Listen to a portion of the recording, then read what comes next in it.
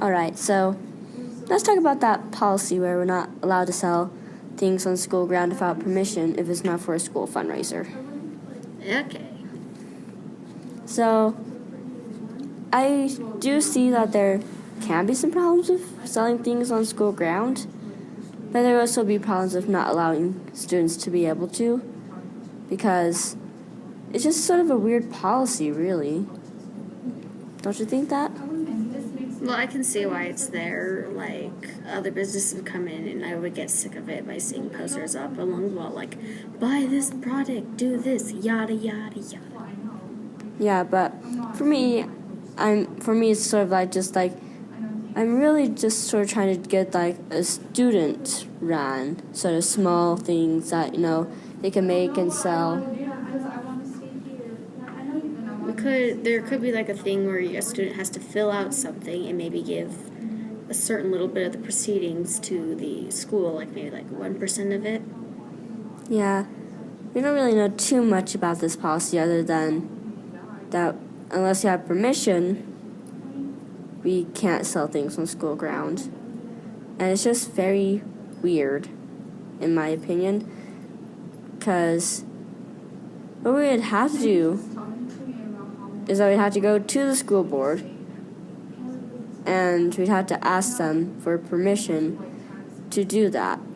And there'd just be a whole lot of paperwork involved, and there isn't really something that says we will get allowed to do that. There's no promise you'd be able to do that, because even things that really is all about it being school appropriate, and what I'm trying to do and want to do is school appropriate, because I'm just gonna be have people commission me for plushes if they want. Also, it's the same with a business. You do have to fill out a lot of paperwork, and it's not always going to succeed or go through. Yeah, because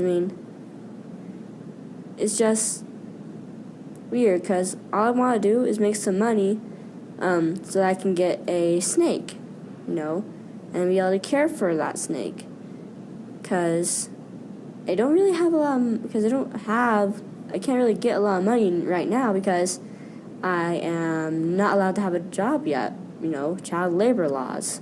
Even though with what I'm doing, I'm the one running the business. I'm the one that's okay with doing this. Because, it's not child labor because I'm the one running it. It's my own business. I can do pretty much what I want with that, unless it interferes with the government, which it wouldn't be with mine, but selling it on school ground would somehow interfere with school stuff, even though I'm only planning to sell them like during lunch. Well, also, with the business thing, not many kids know how to run a business, and it could interfere with the school, which is why I think it'd be a good idea to have a club on it. Yeah, because we're thinking about making an entrepreneur club so we could learn how to run businesses. Yeah, that brings the learning side in, and the school board would most likely approve that. Like, yeah, they're learning how to run a business, praying for their future. Yeah, but it's really weird because even though they're just like, yeah, we care about your future, but there's an optional class on whether or not you learn how to do taxes and stuff like that, which is weird because it's optional, yet everyone needs to know how to do taxes. Well, you usually learn the tax thing in math. We're getting off subject. Yes, we are. So let's get back on the track.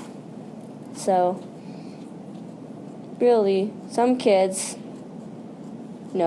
sort of have that sort of thing. They're like, I want to do this, but I need to raise money, but I can't work yet. I can't get a store. I can't do the stuff that I need to do to be able to run it because I can't drive. I can't do all the stuff that you would need to do to really run a business outside of school. Which is why I think an entrepreneur club would be good, because then, yeah. Because there are kids who are like, they are able to do a business and they don't know how. This would probably help them. Yeah, because you'd be able to, figure out how to do it, make sure to pull out all the stops, make sure that it's nice, make sure that it's good. And so it could be successful.